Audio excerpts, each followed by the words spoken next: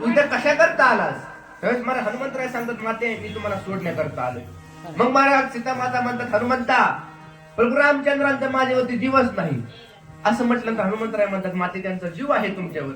नंतर मग हनुमंतराय ते सीता माता हनुमंतरायला म्हणतात, अरे हनुमंता त्यांचा माझ्यावरती जीव नाही. ऐक, सीते मातेने हनुमंताला दृष्टांत सांगितला. महाराज सीता माता म्हणतात, हनुमंता अरे एक दिवस आम्ही एका वनामध्ये बसलो होतो.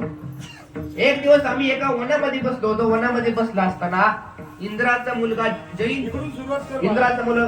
जयंत आमची परीक्षा घेण्याकरता आला. नंतर आम्ही असं जंगलामध्ये एका झाडाखाली बसलो होतो.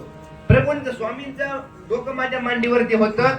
इंद्राचा मुलगा जयंताने काय केलं, कावळ्याचं रूप धारण केलं. आणि कावळ्याचं रूप धारण करून काय केलं, त्यांनी सीता मातेच्या पायाला चोच मारली. महाराज सीता मातेच्या पायाला चोच मारल्यानंतर महाराज सीता मातेच्या पायातून रक्तस्राव होऊ लागला. तर महाराज प्रभू रामचंद्राने ते सहन झालं नाही.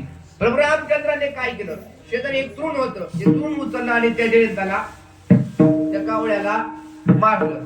ते तृण त्या कावळ्याला मारलं महाराज. आणि कावळ्याला मारल्यानंतर तो तृण मारल्यानंतर तो कावळा 3 लोकात फिरला. महाराज 3 लोकात फिरला तरी त्याला कुणीही जागा दिली नाही. जन्मदात्या बापाने सुद्धा त्याला जागा दिली नाही. शेवट त्या कावळ्याला, त्या जयंताला प्रभू रामचंद्राच्या चरणी मस्तक खावं लागलं. प्रभू रामचंद्रांनी एक डोळा निकामी करून त्याला लावलं. महाराज ही प्रभू रामचंद्राची ताकद आहे बाबा. मग सीता माता म्हणतात, प्रभूला माझ्या पायाची वेदना सुद्धा सहन झालं नाही. आणि महाराज त्या रावणाने मला इथं आणलं.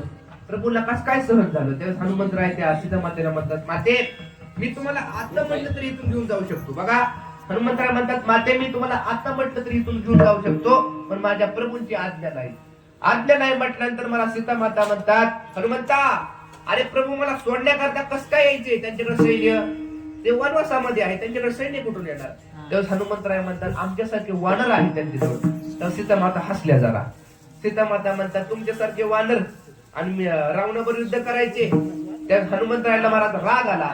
हनुमंतरायाने काय केलं, आपलं विशाल रूप धारण केलं. आणि विशाल रूप धारण केल्यानंतर महाराज ते विशाल रूप सीता मातेने पाहिलं.